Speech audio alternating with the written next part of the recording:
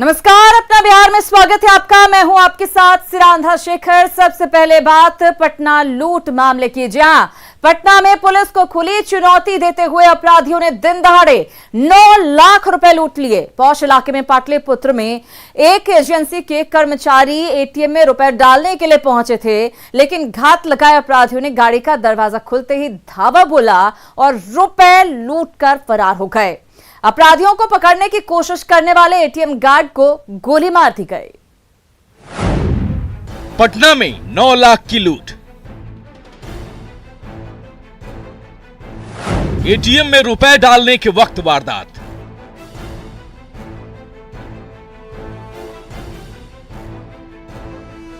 पटना में दिन दहाड़े बेखौफ अपराधियों ने 9 लाख रुपए लूट लिए। वारदात को उस वक्त अंजाम दिया गया जब एक निजी एजेंसी के कर्मचारी एटीएम में पैसा जमा कराने पहुंचे थे। जैसे ही गाड़ी की गेट खुली, बाइक सवार 3 अपराधियों ने धावा बोल दिया और 9 लाख रुपए लूट लिए। राजधानी पटना में बेलगाम अपराधियों ने आज एक बार फिर से पुलिस को खुली चुनौती दी है। एसके पुरी थाना क्षेत्र के अल्पना मार्केट में ये ICICI बैंक का एटीएम है और यहीं पर अपराधी पहुंचे थे और यहाँ पर जो एजेंसी थी वो पैसा जमा कराने आई थी और इसी दौरान अपराधियों ने एजेंसी के एक कर्मी को गोली मार दी और उसके बाद 9 लाख रुपए लूट लिए। एटीएम के गार्ड ने बेखौफ बदमाशों से लोहा लेने की कोशिश भी की। इतने में एक बदमाश ने गार्ड को गोली मार दी। जमीन पर खींचे जुर्म की इस निशान को देखकर समझा जा सकता है कि मंजर कितना खौफनाक रहा होगा। जैसे कि गाड़ी फैन इधर से आया, जामर ने शटर उठाया, शटर उठा, पहले से उठा हुआ था। एक आदमी आया वहाँ पर से, अब फैन गार्ड उतरा, पहले गार्ड उतरा, गार्ड खड़ा हो गया और जो पैसा निकाला जामा के खाता है लड़का है वो बैग लेके यहाँ खड़ा हुआ। तो इसी अदरक खुला जगह ना, पहले गार्ड इधर दिखाया, तो गार्ड अपना राइफल निकाला, उसके बाद गार्ड को गोली मार दिया, उसका राइफल ले लिया और उसके बाद उसको बैग दोनों गोली मार दिया, सुविधा उसको बैग दे। वारदात एसके पुरी थाना क्षेत्र के अल्पना मार्केट की है। सूचना मिलते ही पुलिस की पूरी टीम मौकाए वारदात पर पहुंचकर तफ्तीश कर रही है। अपराधकर्मियों द्वारा लूट की घटना की गई है। इनमें से जो सुरक्षा कर्मी थे उनको गोली भी चलाई गई है, वो घायल हैं और हॉस्पिटल में एडमिट हैं। तीनों अज्ञात अपराधकर्मियों का पता लगाने का हम लोग कोशिश कर रहे हैं। CCTV फुटेज वगैरह के आधार पर अनुसंधान आगे बढ़ा है। पटना के इस भीड़ भाड़ वाले इलाके में लूट और फायरिंग से लोगों में दहशत है। घायल गार्ड अस्पताल में जिंदगी की जंग लड़ रहा है। वहीं पुलिस के लिए ये किसी चैलेंज से कम नहीं। जो गार्ड का राइफल लूटा गया था वो पुलिस ने बरामद कर लिया, लेकिन गार्ड गंभीर रूप से घायल है और फिलहाल उसका इलाज जारी है। संजय कुमार, न्यूज़ 18 पटना। इधर बिहार विधानसभा में नेता प्रतिपक्ष तेजस्वी यादव ने एडीआर की रिपोर्ट को सदन में रखते हुए आरोप लगाया कि सरकार के 64% मंत्री दागी हैं। लेकिन तेजस्वी यादव ने यह नहीं बताया कि उनकी पार्टी में कितने दागी हैं। एडीआर की रिपोर्ट से ही जान लीजिए कि आरजेडी के दाग कितने गहरे हैं। तो हमारे पास महोदय एडीआर का जो है वो रिपोर्ट है, इसमें स्पष्ट है कि मिनिस्टर्स विद क्रिमिनल केसेस 18 मंत्री, 64% मंत्री जो है उन्होंने खुद डिक्लेयर किया है। नेता प्रतिपक्ष तेजस्वी यादव ने सदन के पटल पर एडीआर की रिपोर्ट रखी और सरकार में शामिल 64% मंत्रियों को दागी बताया। 18 में से 14 मंत्रियों यानी 50% के खिलाफ गंभीर आपराधिक मामले दर्ज होने की बात कही और सरकार पर निशाना साधा, जो वो अक्सर करते हैं।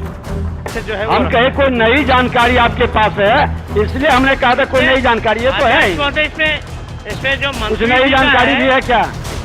लेकिन उसी एडीआर की रिपोर्ट में उनकी पार्टी के कितने विधायक दागी हैं, ये बताना मुनासिब नहीं समझा। तो हम आपको एडीआर रिपोर्ट के मुताबिक ही सत्ता पक्ष और विपक्ष दोनों की हकीकत बता देते हैं। आरजेडी के 74 में से 54 यानी 73% विधायक पर आपराधिक मामले हैं, जिसमें 60% विधायकों पर गंभीर आपराधिक मामले दर्ज हैं। वहीं बीजेपी के 73 में से 47 यानी 64% विधायक पर आपराधिक मामले दर्ज हैं, जिनमें 48% विधायकों पर गंभीर आपराधिक मामले दर्ज हैं। बात जेडीयू की करें तो जेडीयू के 43 में से 20 यानी 47% विधायक पर आपराधिक मामले हैं, जिसमें 26% विधायकों पर गंभीर आपराधिक मामले हैं। बात कांग्रेस की करें तो कांग्रेस के 19 में से 16 यानी 84% विधायकों पर आपराधिक मामले दर्ज हैं, जबकि 58% पर गंभीर आपराधिक मामले हैं। कुछ ऐसा ही हाल CPI-ML का भी है, जिसके 12 में से 10 यानी 83% विधायक दागी हैं और 67% विधायकों पर गंभीर आपराधिक मामले दर्ज हैं। 119 है, यानी दागी दोनों तरफ है, लेकिन तुलना करें तो तेजस्वी यादव की पार्टी के दाग सत्ता पक्ष की पार्टियों से ज्यादा गहरा है। यही नहीं, आरजेडी में तो कुछ ऐसे चेहरे हैं जिनके बाहुबल की चर्चा सिर्फ बिहार ही नहीं पूरे देश में होती है। जैसे मोकामा के विधायक अनंत सिंह, जो हत्या अपहरण जैसे कई आपराधिक मामले में आरोपी हैं। दानापुर से आरजेडी विधायक रीतलाल यादव, जिन पर हत्या की कोशिश, रंगदारी जैसे संगीन मामले दर्ज हैं। राजवल्लभ यादव, जो नाबालिग से रेप मामले में सजायाफ्ता हैं, जिनकी पत्नी आरजेडी विधायक है। आरजेडी के पूर्व विधायक अरुण यादव नाबालिग से रेप के मामले में फरार चल रहे हैं, जिनकी पत्नी किरण देवी संदेश से आरजेडी की विधायक है। वैशाली के पूर्व सांसद रामा सिंह की गिनती बिहार के बाहुबलियों में होती है, जिनकी पत्नी को आरजेडी ने टिकट दिया और वो महनार से आरजेडी विधायक है। TMG कृष्णैया हत्याकांड में सजायाफ्ता आनंद मोहन की पत्नी और बेटा दोनों आरजेडी में ही। आनंद मोहन के बेटे शुभर से आरजेडी के विधायक भी हैं।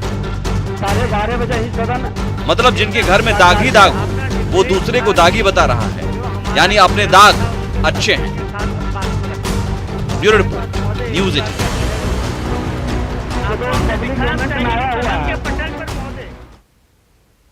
तो दूसरों के दाग गंदे लग रहे हैं और अपने दाग तेजस्वी को अच्छे लग रहे हैं। चलिए आगे बढ़ते हैं। कहीं साथ तो कहीं सियासत, महागठबंधन के दलों का यही हाल है। बिहार में आरजेडी, कांग्रेस और लेफ्ट एक साथ हैं, तो बंगाल में आरजेडी कांग्रेस और लेफ्ट को छोड़कर ममता की टीएमसी के साथ है। कांग्रेस के नेता असहज हैं, लेकिन इससे आरजेडी पर कोई फर्क नहीं पड़ता दिख रहा है।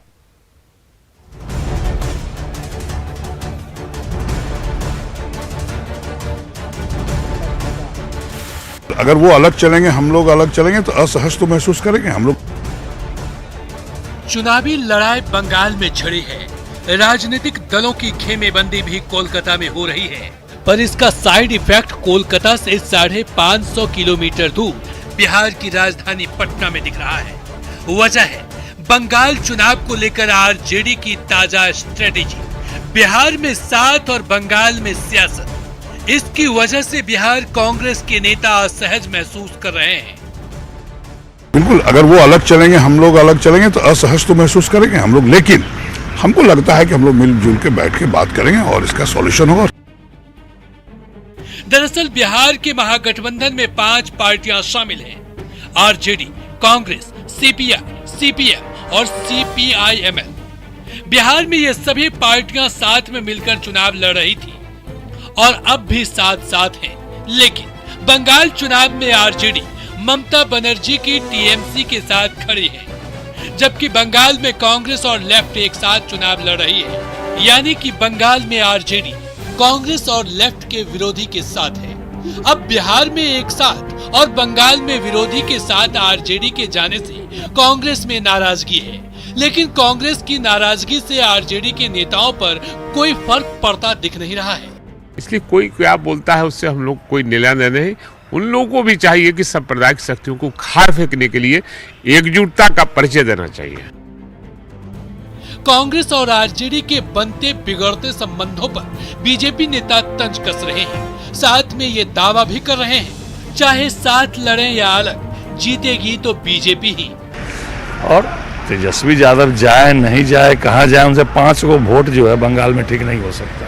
पहले कहे थे खुद लड़ेंगे, फिर जाके ममता बनर्जी के पास सरेंडर किए, फिर सुनते हैं कांग्रेस हार का आया उनको दिल्ली में मत जाओ, फिर सुनते हैं जाएंगे, तो क्या होने वाला है उनसे। सियासत में ना तो कोई परमानेंट दोस्त होता है और ना दुश्मन। कांग्रेस और आरजेडी के संबंध इसी बात की ओर इशारा करते हैं। न्यूज़ 18 के लिए पटना से शैलेंद्र कुमार की रिपोर्ट। बात कर लेते हैं कोरोना की। बिहार में कोरोना के तेजी से बढ़ते मामलों को लेकर सरकार अलर्ट है। स्वास्थ्य विभाग ने राज्य में डॉक्टर समेत सभी स्वास्थ्य कर्मियों की छुट्टियां 5 अप्रैल तक के लिए रद्द कर दी हैं।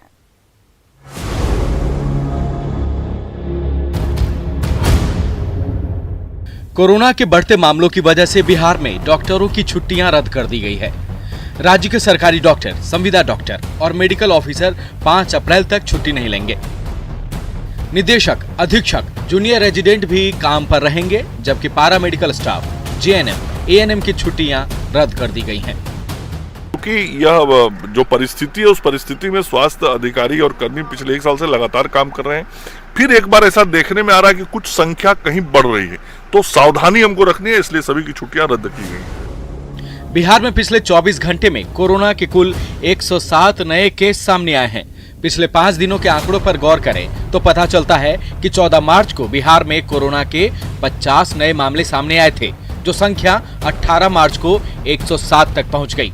मतलब 5। चलिए बात करते हैं सीवान के खबर की। सीवान में एक ऐसी गाड़ी पकड़ी गई है जिसके नंबर प्लेट से लेकर चेचिस तक में शराब छिपाई गई थी, लेकिन उत्पाद विभाग की टीम ने शराब तस्करों के इस अजूबे तरीके का पर्दाफाश कर दिया। शराब की यह खेप दरभंगा ले जाई जा रही थी, जहां होली में जाम छलकाने की तैयारी थी।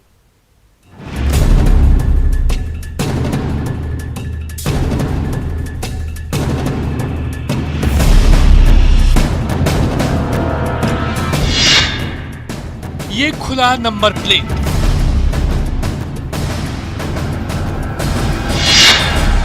ये उठी पीछे की सीट,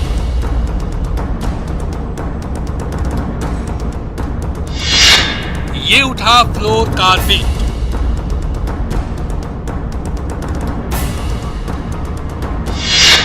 ये खुला गियर बॉक्स,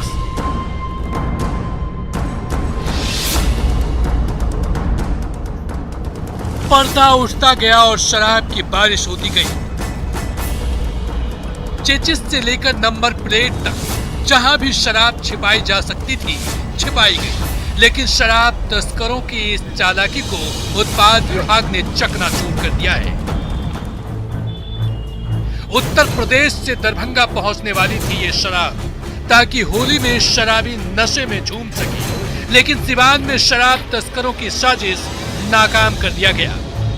गुप्त सूचना के आधार पे एक कार को सीज किया गया, जिसमें 644 बोतल शराब की टेट्रा पैक जब्त की गई है और एक व्यक्ति की अरेस्टिंग हुई है। पूछताछ से पता चला कि ये उत्तर प्रदेश से लोड करके होली के मद्देनजर ये दरभंगा के लिए जा रही थी। बड़ी चालाकी से शराब तस्करों ने शराब की 644 टेट्रा पैक को इस छोटी सी गाड़ी में छुपाया था।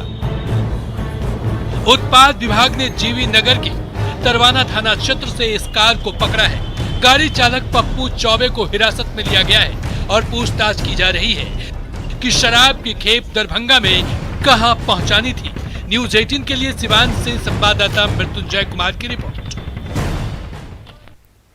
तो सिवान की तस्वीरें आपने देखी। अनोखा तरीका तस्करी का अपनाया गया है। उधर पटना में जेसीबी मशीन की मदद से सोन नदी के किनारे शराब की कई अवैध भट्टियां ध्वस्त कर दी गई। इसके साथ ही शराब माफिया के मंसूबे भी नेस्तनाबूद हो गए।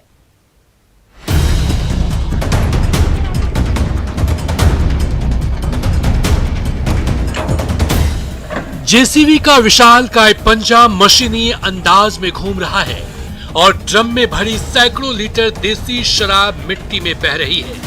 ये देखिए कैसे जेसीबी मशीन की सूंड शराब की ढेर को नस्ते नाबूद करने पर तुली हुई है। चाहे शातिर शराब तस्कर जमीन के कई मीटर अंदर क्यों ना शराब छिपा ले, जेसीबी का टनों भारी पंजा शराब की खेप को पाताल से भी ढूंढ निकालकर मटियामेट करने के लिए काफी है।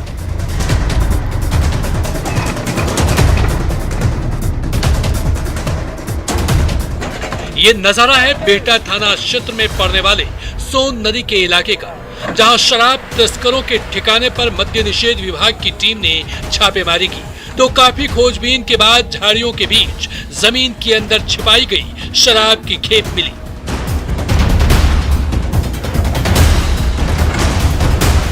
जिसे नष्ट करने के लिए उत्पाद महकमे ने जब जेसीबी मशीन की मदद ली तो देखी कैसे ये तेज तर्रार मशीन शराब तस्करों के मंसूबे मिट्टी में मिलाने में जुट गई।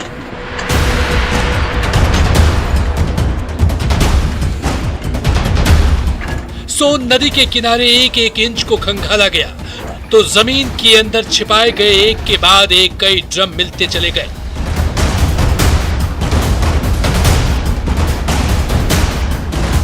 जिसे जेसीबी के फौलादी पंजे की मदद से जमीन में बहा दिया गया। दरअसल रिहायशी इलाके से काफी दूर सोन नदी का ये किनारा पिछले काफी दिनों से शराब तस्करों के लिए स्वर्ग बना हुआ था, जहां दिन रात सैकड़ों लीटर देशी शराब तैयार होती रहती थी। उत्पाद महकमे को जब इस ठिकाने की खबर मिली तो फौरन रेड डाली गई और जेसीबी मशीन ने रही सही कसर पूरी कर दी। संजय कुमार, न्यूज़ 18, पटना। और इधर दरभंगा में सरकारी स्कूल में करंट लगने से एक छात्रा की मौत हो गई, जबकि 6 बच्चे झुलस गए। घटना जाले के उत्क्रमित मध्य विद्यालय की है। बताया जा रहा है कि स्कूल के लोहे के गेट में बिजली का तार सटने की वजह से करंट आ रहा था। इसी दौरान एक छात्रा इसकी चपेट में आ गई, जिससे उसकी मौत हो गई, जबकि 6 और बच्चे झुलस गए। घटना के बाद स्थानीय लोगों ने हंगामा किया। वो स्कूल प्रबंधन पर लापरवाही का आरोप लगा रहे थे। एक छात्र की मौत हुई है और कुछ बच्चों को करंट लगने से सब अस्पताल में है और उनका ट्रीटमेंट जारी है और सेफ है, अभी जितनी जानकारी मिल रही है। गेट और प्रांगण में वॉल पे जो वायर जा रहा था उसमें लाइव करंट आने की वजह से शायद करंट लगा है, बट जांच के लिए गई भी है पूरी टीम। इसमें जांच होती है, उसके आलोक में हम लोग कार्रवाई। मुजफ्फरपुर के एसएसपी कार्यालय परिसर में उस वक्त अफरा तफरी मच गई जब बड़ी संख्या में महिलाएं और पुरुषों ने हंगामा शुरू कर दिया। ये लोग एसपी से मिलना चाह रहे थे, लेकिन मौके पर तैनात जवानों ने उन्हें रोक दिया। महिलाओं का आरोप था कि जवानों ने उनके साथ गाली गलौज की थी, जिसके बाद ये लोग भड़क गए। बाद में एएसपी पश्चिमी की पहल पर ये लोग किसी तरह शांत हुए। ये महिलाएं मनियारी थाना प्रभारी के खिलाफ शिकायत लेकर यहां पहुंची थी। इनका आरोप है कि 27 फरवरी को महमदपुर मुबारक गांव में गणेश शर्मा के घर पर गांव के ही दबंग कृष्णा पंडित ने हमला कर उनका घर तोड़ दिया और घर के सदस्यों के साथ मारपीट भी की थी। इस संबंध में जब इन लोगों ने मनियारी थाने में शिकायत की तो थाना प्रभारी ने इन्हें भद्दी भद्दी गालियां दी और एफआईआर तक दर्ज नहीं किया। बाद में एसपी की पहल पर एफआईआर दर्ज हुई, लेकिन आरोपियों के खिलाफ कोई कार्रवाई अभी तक नहीं हुई। हमारा घर का मनमाना तोड़ दिया। हमने आया अपना गिरफ्तारी मांग करने, उसका गिरफ्तारी नहीं हुआ। मनियारी थाना हमसे पैसा मांग रहा है, तो हमने आए से मिलना, तो गाली देने का इनको अधिकार है। पर्दे पहन रखा था, हमको गाली देंगे। कौन अधिकार से गाली दिया हमारे को? और अब बात ग्राम उजाला योजना की। केंद्रीय ऊर्जा राज्य मंत्री आर.के. सिंह ने अपने संसदीय क्षेत्र आरा से गांव में रोशनी बिखेरने के लिए ग्राम उजाला योजना की आज वीडियो कॉन्फ्रेंसिंग से शुरुआत कर दी। समारोह में बड़ी संख्या में लोगों ने शिरकत की। केंद्र सरकार की इस योजना का मकसद ग्रामीण उपभोक्ताओं को सस्ती दर पर एलईडी बल्ब मुहैया कराना है, साथ ही ऊर्जा के साथ पर्यावरण संरक्षण को भी बढ़ावा देना है। ये रिपोर्ट देखिए।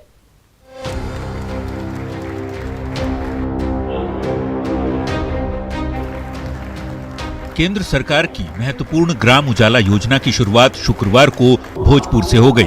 आरा के स्थानीय रमना मैदान में आयोजित भव्य समारोह में इस योजना की लॉन्चिंग आरा के सांसद और केंद्रीय ऊर्जा राज्य मंत्री आर.के. सिंह ने वीडियो कॉन्फ्रेंसिंग के जरिए की।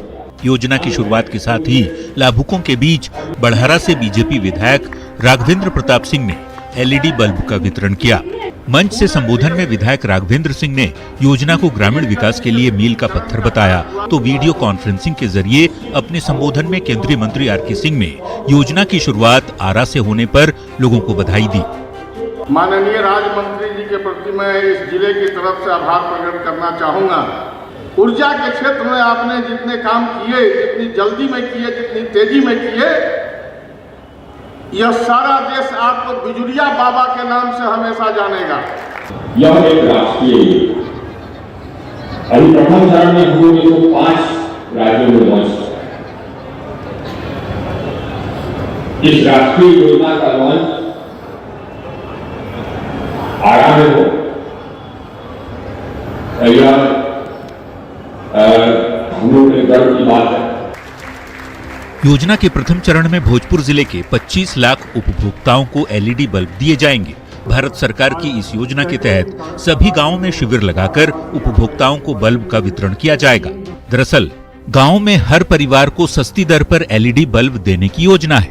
एनर्जी एफिशिएंसी सर्विसेज खरीदेगी 1 करोड़ एलईडी बल्ब। ग्रामीण परिवारों को सस्ती दर पर मिलेगा उच्च गुणवत्ता वाला एलईडी बल्ब।